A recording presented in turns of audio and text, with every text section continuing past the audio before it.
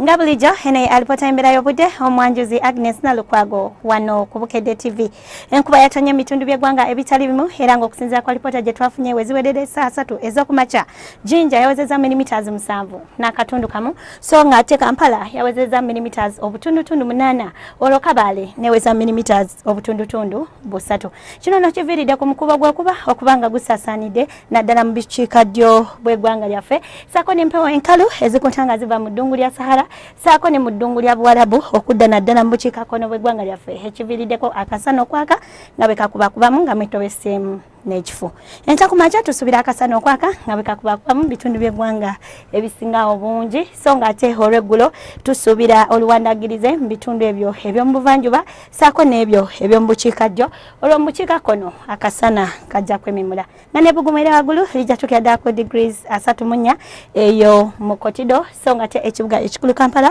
tusuubira ebbugumu okutukira ddala ku degrees 29 olwo mu nsozi ez'e Kabale ebbugumu lijja tukira ddala ku degrees